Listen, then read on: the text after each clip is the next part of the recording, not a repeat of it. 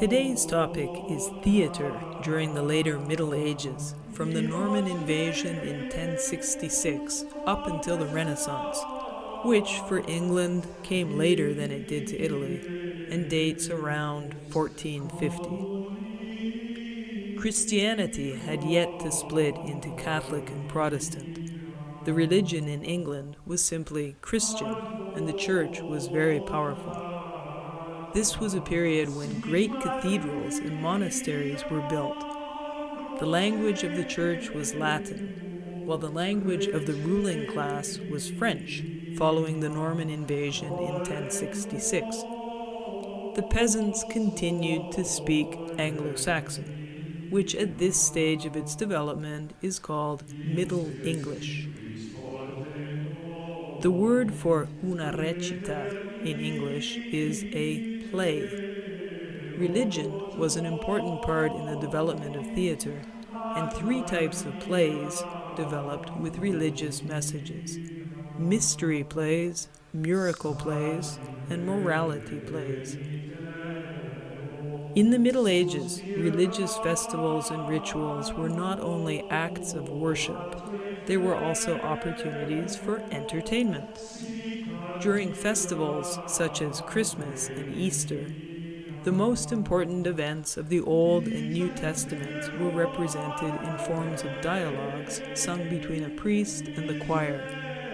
These were stories from the Bible about events such as the creation, Adam and Eve's expulsion from the Garden of Eden, the passion and resurrection of Christ, or the Last Judgment. They were told in Latin and first given dramatic form in the church. In England and all over Europe, such performances gradually moved outside into the churchyard and then into other parts of the town. Latin was replaced by the vernacular English, which was much easier for people to understand. The 13th century saw the beginning of the cycles of mystery and miracle plays, which developed over the next 200 years. Mystery plays deal with stories from the Bible, while miracle plays are stories from the lives of the saints. This was a time when merchants and trade were becoming more and more important, and town guilds developed. These were organizations of merchants, and they controlled manufacturing and trade. Some of the more wealthy guilds organized and paid for performances. Guilds are historically important, not only for the development of trade, but because they kept written records of these performances and the expenses involved. Various companies of craftsmen and artisans were given charge of individual plays, and as the form developed, the performances became more and more elaborate. However, the religious stories were expected by the audience, and these remained. The plays were mainly performed outdoors on movable stages called pageants. Each play was performed on a different pageant, so people moved from one pageant to another to see all the plays in the cycle. Or sometimes the pageants themselves would move around the town. The word pageant now means an allegorical play, like a Christmas pageant, or a competition, such as a beauty pageant.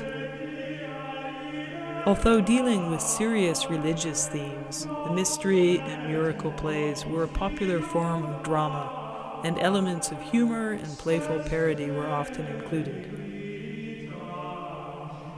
Mystery plays are still produced today in England and Germany. Morality plays were religious allegories, and they were a popular way that the teachings of the Bible could be conveyed to a mostly illiterate audience. Don't forget that poorer people had no education and they could not read or write. The characters in the morality plays were not taken from Bible stories, but were usually symbolic characters, such as the vices, greed, sloth, envy, and so on, or the virtues, patience, temperance, and such. These characters would discuss questions of morality, usually within the context of church dogma. The most famous morality play is Everyman from the late 15th century. It's about man's fear of death and his eventual acceptance of death.